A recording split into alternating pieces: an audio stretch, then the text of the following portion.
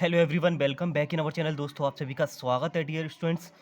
मैं हूं कपिल। तो आज ने आप हमारे थंबनेल पे जो क्वेश्चन देखा था इसका रूट का, ये क्वेश्चन हमने कॉम्पिटिटिव एग्जाम और साथ साथ आपका ओलंपियाड्स में जहाँ भी आपके सेवरल्स आपके जो एग्जाम रहते हैं, ये क्वेश्चन काफ़ी कॉमन है, आपको देखने को ये मिलता है। तो किस तरीके से इस क्वेश्चन को यहाँ पे सॉल्व किया जाएगा, so we will see in this video.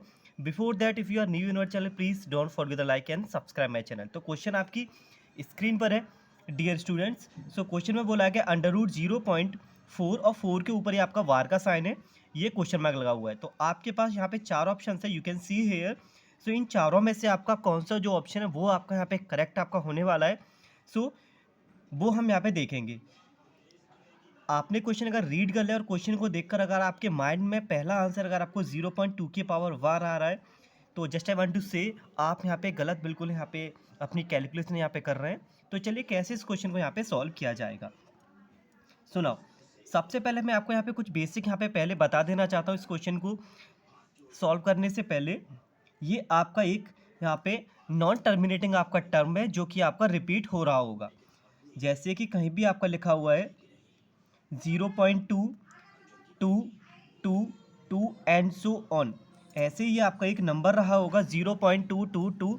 So now we can write this term in the form of 0.2 और उसके ऊपर यहाँ पे वार का साइन हम लगा देते हैं। जो नंबर आपका रिपीट हो रहा होता है उस नंबर के ऊपर हम वार का साइन यहाँ पे लगा देते हैं,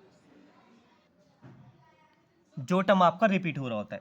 एंड सिमिलर, अब हम आते हैं इस क्वेश्चन पर अंडर रूट 0.4 के ऊपर बार।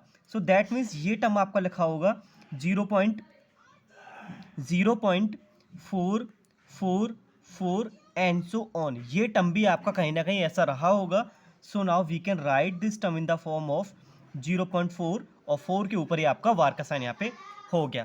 उम्मीद है यहाँ तक ये आपको समझ आ गया होगा। जो टर्म आपका रिपीट हो रहा होता है उसी टर्म के ऊपर हम बार का साइन यहाँ पे लगा देते हैं। तो ये टर्म हमारा होगा 0.2, ये आपका हो गया 0.4 और 4 के ऊपर ये आपका बार का साइन। उम्मीद है ये आपका क्लियर हो चुका होगा। अब हम आते हैं, जैसे किसी भी नंबर के ऊपर अगर बार का साइन अगर आपका रहता है, तो चलिए एक और आप यहाँ पे एग्जाम्पल देख लीजिए।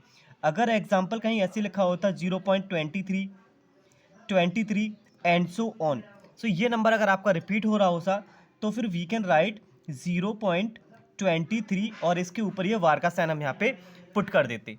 ओके, सो उम्मीद है ये आपको कॉन्सेप्ट यहाँ पे समझ आ गया होगा। अगर टर्म आपके रिपीट हो रहे होते हैं तो कैसे हम चेंज करते हैं ना।